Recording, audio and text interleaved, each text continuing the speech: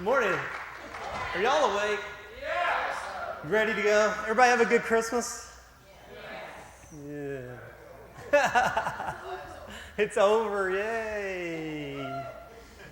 Man, how many of you guys got like the gift of cash? Like my daughter got a bunch, and yesterday I took her. She wanted to go shopping. Oh my.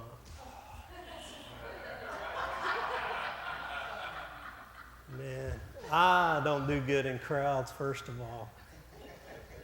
And we were at the mall, man, and I'm sitting on the bench most of the time, just, man, it was. But it's good because you're totally in touch with hell. So that's a good thing. So as long as you're in touch, you got hope.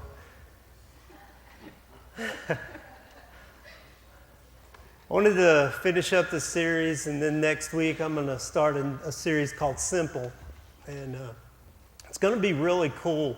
A lot of people don't like our music here, and that's all right. I mean, to each your own. I don't like all the music either. There's some stuff I don't really like. There's stuff we play I don't really like, but it's like it's a pretty broad spectrum. So, like I've noticed, the older I get, the less I like the, but hey, I can still do it. Don't get me wrong. But next weekend, it's going to be way, way radically different. Next weekend, the service is going to be so radically different. So I invite you to come, and you don't want to miss next week. It's going to be really, really a good, different time. So I'm going to finish up 'Tis the Season today, and what I've been thinking about, I don't know if you ever thought about this, but why did God have to send Messiah? Like, I know it's prophecy and all that, but why? Why is the prophecy there? Why did God have to send Messiah? Because, let's get honest. Like, God couldn't he have just said, you know what? The curse is done. Right? It's over. I reconcile you to me. Like, wouldn't it have been just that easy? So as I'm thinking about it, I'm like, why then does God, from the beginning, there's all these prophecies about Messiah. So why is it, and that's what Christmas and this whole season's about, right? If you missed last week, I may have lost you already, but like this whole season's about the coming of Messiah, right? Or the coming of Jesus Messiah. Messiah means Christ, and a lot of people are like, no, Christ, that's Jesus' last name. But it's Jesus Messiah is what he is, and so that's what this season's about. So if I lost you, that's what we're in Christmas for, is because this is the season where God chose to send Messiah to redeem the world to him. But I was thinking about it, and man, the more I thought about it, the more it started driving me crazy. It ever happened to you? I know it's happened to a lot of you because y'all are like, crazy. Y'all been thinking about something too much, or maybe not enough of something. I don't know. And what God started showing me was, I think, so important. It might be one of the most important things God's ever revealed to me, but on the same hand, also the most terrifying. So now that you're intrigued, I'll tell you what it is. What God started showing me just through a lot of stuff was that things were going bad. God really was getting a bad rap in the world. His chosen people, his children, they had taken everything that he was and they had turned it about self, about power and about money and about profit and about oppression and about status and levels. And then outside of his chosen people, there was these ideas of gods in the world, and you've probably heard of all these gods. And there was these gods in the world, and then there was this idea that gods were just angry, and that you had to appease the gods all the time. People lived to appease the gods. If there was a drought, God was angry. So we have to sacrifice, we have to give God something, and people started doing all of these things, and God said at one time, like there was these people that had decided that they needed to sacrifice their children even to appease the gods, and God said, I've never even thought of anything like that.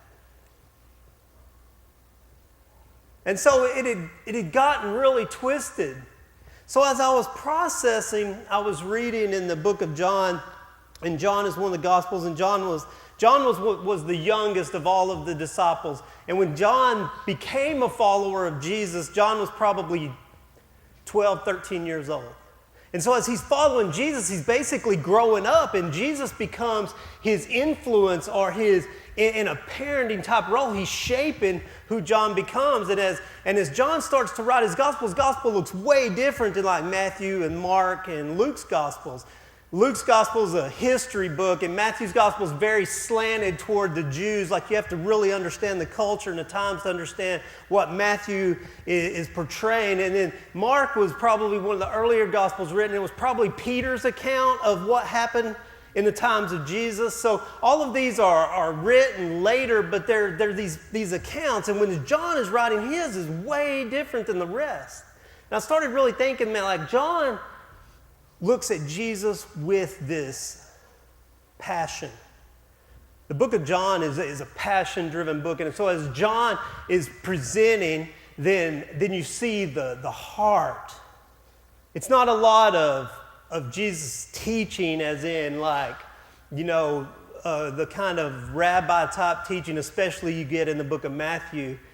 But in John, he tells a lot of these stories that are background stories. They give like the nature of Jesus and the way he was with people. And you start to see this really heavy love gospel that this gospel means good news, this love message that John presents about his time with Jesus. And so as I was reading in John, and this is where it gets to the end, like the last night Jesus is with his followers. And that night goes strangely different than they anticipated it would go. And you get the idea that John was like, we thought it was going to be different. Because as John starts to write his gospel, Jesus comes in and they're gathering and getting ready for Passover. Now he comes into Jerusalem, man, and like they know that the time is now, the time is here. And so you've got zealots, like they're like warriors. They're passionate about overthrowing Rome. You have all of these anti-establishment guys. You have these guys who had washed out of all the rabbi schools and they had failed in life, and so they had been sent out to like if you failed out of school, then it was like, hey, you need to go do what your father did. Like, you're not good enough. And so Jesus takes these not good enoughs and he gathers them up from they had been working with their fathers, and he gathers them up and he says, hey, come follow me. And he's a rabbi, and like this is the most honorable job that anyone could get in culture and society, is to follow this rabbi. So as they begin to follow Jesus, this is like an honor, because I was always like, why did they just drop everything and go follow this guy? But they were failures, losers, the least of these. And Jesus takes them and he says, come and follow me. I think you have what it takes to do what I did. So they're coming into Jerusalem in this last week. And as they come in, it has to be on their mind, because they believe that Jesus is the King, the Messiah, the chosen one, the one who is going to restore Israel to God. And they don't know how it's going to happen, because they look around at each other and it's like, dude, this crew here ain't overthrowing Rome. It's like,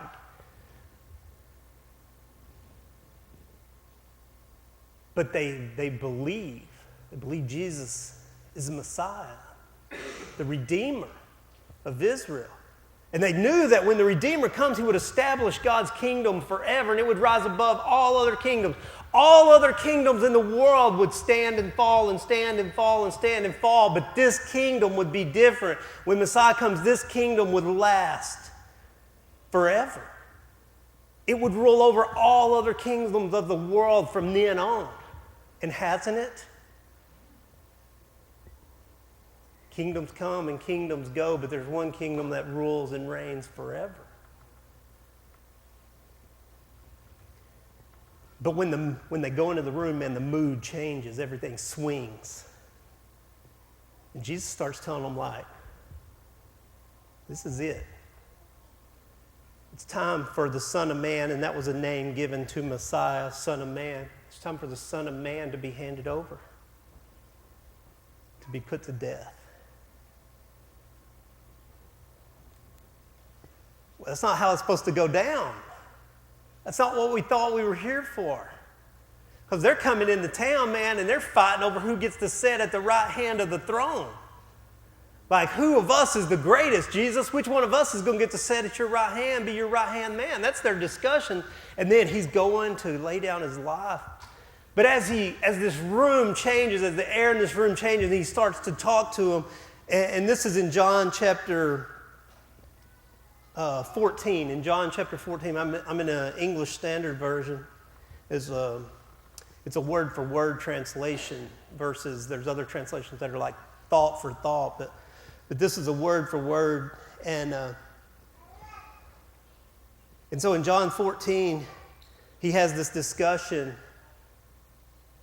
And he's talking to them, and there's starting to be this discussion about things not looking like they thought it was going to look. And he says, where I'm going, you can't come. And Thomas, one of his followers, he says, like, well, where are you going? Tell us so we'll know the way. And Jesus says, I'm the way, I'm the truth, I'm the life. And then in the next verse, in verse 7, he says this. He says, if you had known me, you would have known my Father also. And from now on, you do know him and have seen him. If you know me, you know the Father also.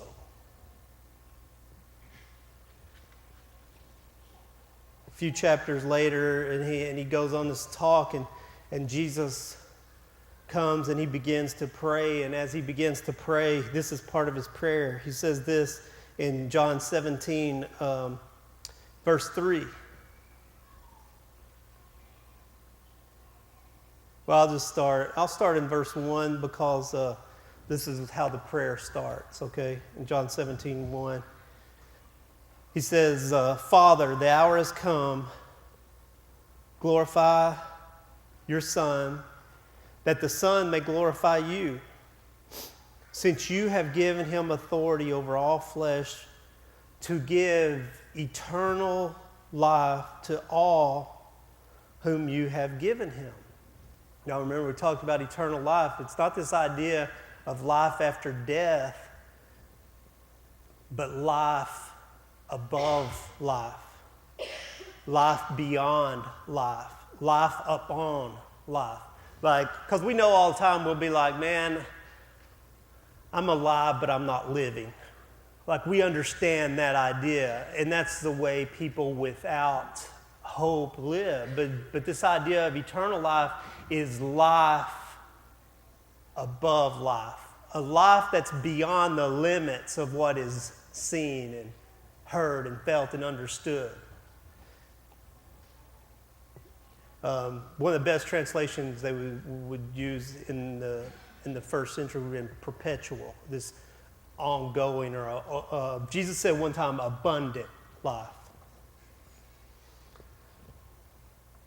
But this is what really struck me. And this is eternal life. This is Jesus talking. This is life without limits.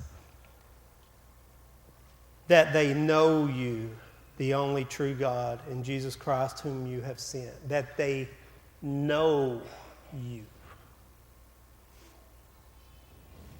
And here's what hit me, like Jesus, the people of Jerusalem, the Jewish nation, They all knew about God, but what they knew about God had been so distorted. Everything had gotten so distorted, who God was, what he was about. And it was like they didn't know him at all. And God could have just redeemed mankind, but would that have given life? So what's he do? He sends a Son of Man.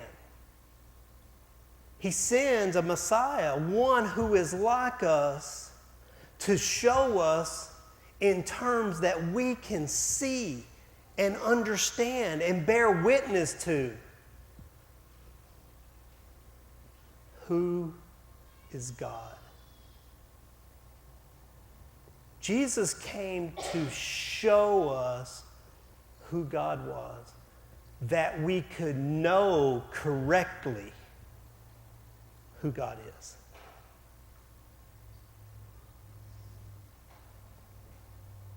Messiah came that we could know the character and nature of God. Messiah came that we could not just know about God, but to know God. And as I look around today, it's funny how in church history and church as it moves and as it sways and as it goes through, we end up repeating a lot of the same habits and a lot of the same things over and over. And I find that the church goes way over here or way over there, and it gets in all these places, and we start adding all of these things and all of these religious ideas and all of these things about God, and we teach this about God, and we say that about God, and we think God this way. And I wonder, do we not find ourselves exactly back in the same place that the Jews were when Jesus came? Like, is God really, really known? Or is there just a lot of knowing about God?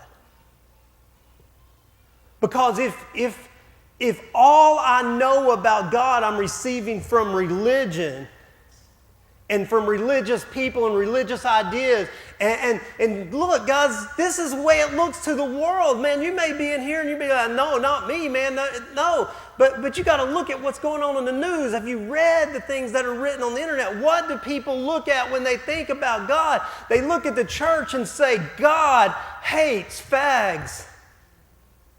And that's the message that's out there. It's what God hates and what God's against. God hates you if you're divorced. God hates you if you had an abortion. God hates you if you're a homosexual. God hates.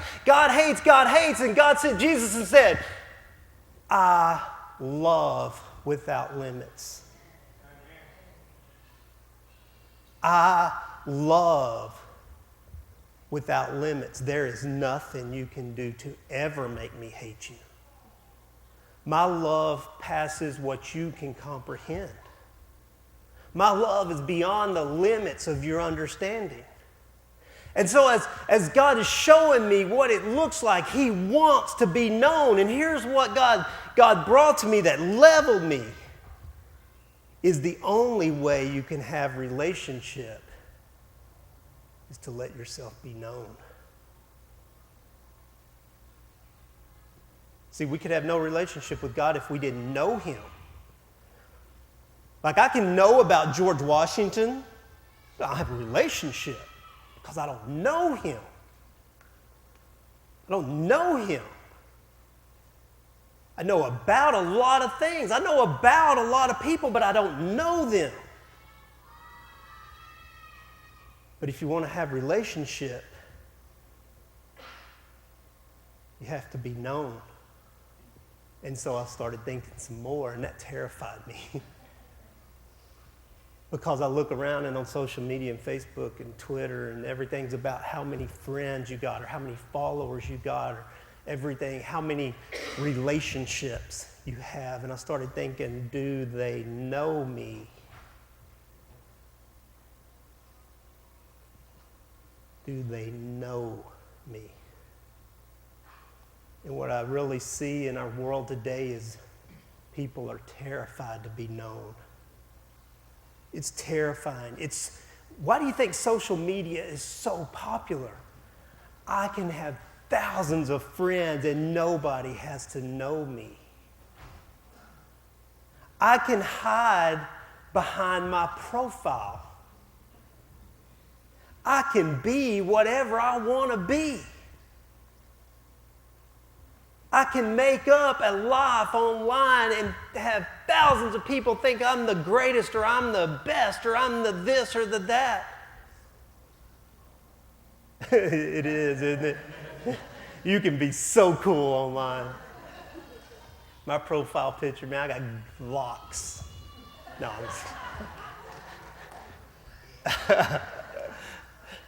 you can be so cool online. But you can't have a relationship unless you're willing to let people know you. And how many people can live and be known today?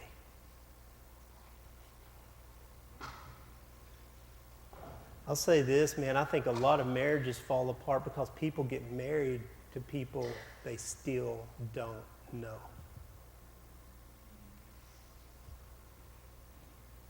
And won't be known by the person because, hey, if you knew me, you wouldn't marry me. So we're gonna run the smoke screen because if you knew me, you wouldn't marry me. And I think that's the terrifying thing about being known is the most terrifying thing for humanity is rejection. The most terrifying thing for an atheist about there being God is that if there's a God, what if he rejects me? The most terrifying thing about walking around being open is that you're vulnerable. If they know me and really know me and know the good and the bad and the ugly, will they reject me? But there's dangers of being known also because, like, if you know me in our world today, you can use that against me. Like, if you know my weaknesses, if I'm truly out there and truly wide open, and you know my weaknesses, you can turn that around and you can slam me. You can hurt me. You can destroy me. So we have our guards up and we have our image up and we put our profiles up and we choose to not be known. And there are people today who live without being known by anyone, and we wonder why we are so lonely. And we wonder why our relationships don't work. And we wonder why life is kicking us in the teeth. And we wonder about all these things. And the truth is, we look around and we go, man, I got thousands of friends. No. There's thousands of posers and imposters who like your pose. And it's all artificial. There's no relationship. See, we have to open up and be known, and here's where it starts. I have to be willing to open myself up and let God know me. And I know you're probably sitting there thinking, well, God knows me already. Well, that's true.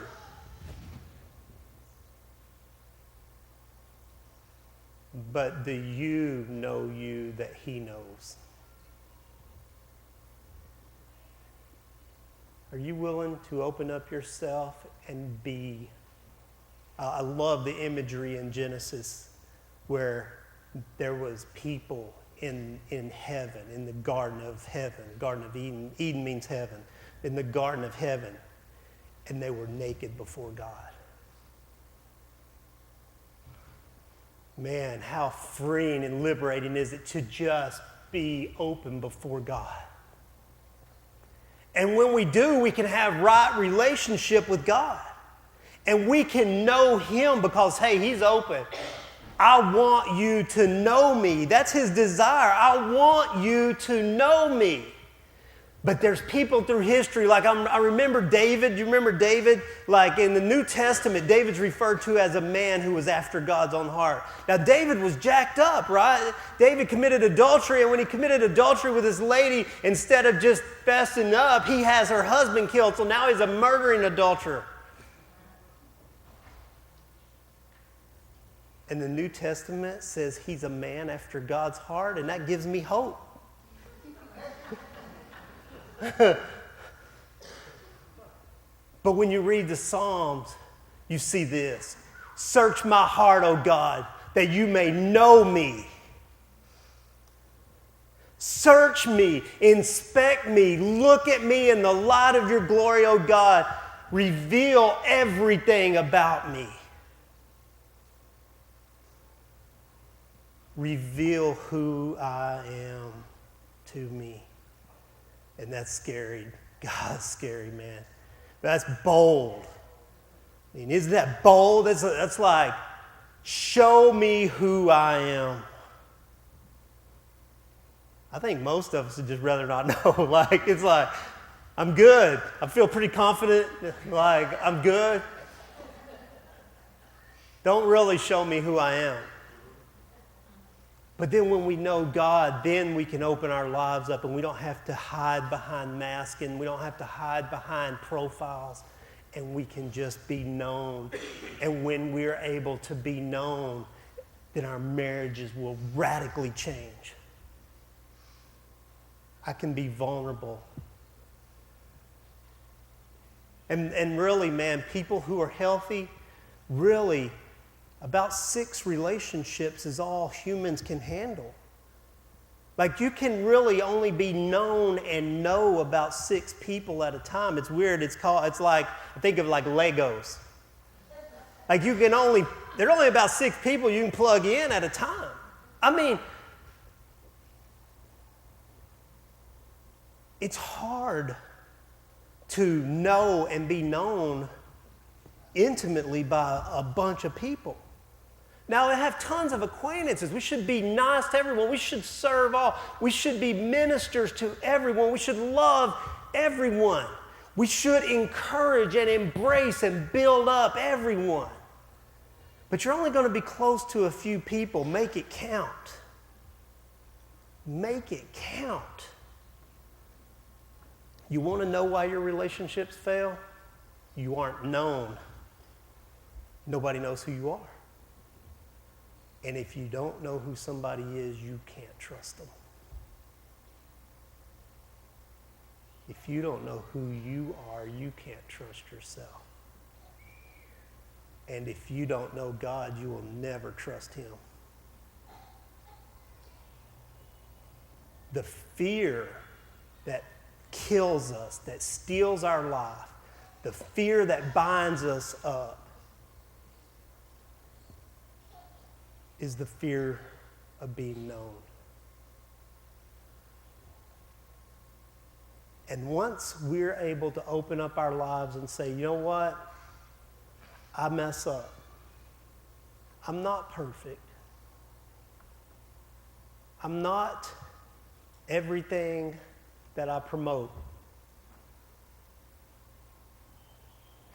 I'm done selling myself. This is just who I am. That is freedom. The pressure's off. Once you're known, you don't have to live the lie anymore. You don't have to live in fear anymore. Once you get comfortable in your own skin, once you have your own identity, once you know yourself, and once you know God, and once you're known by Him, nothing else matters. That's where the freedom comes in. This is eternal life, that you know God.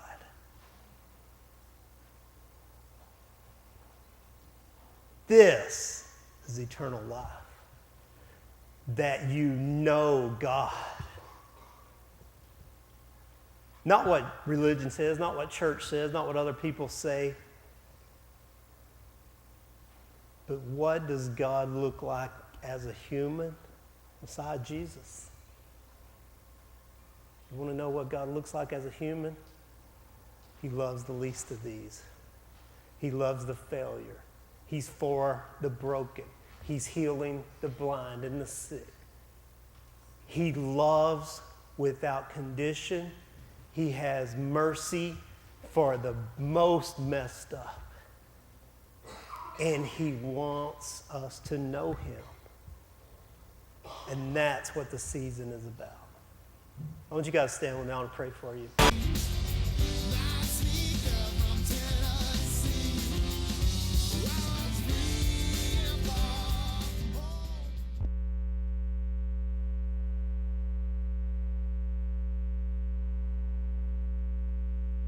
And love was not for me till the night I met that girl named Tennessee.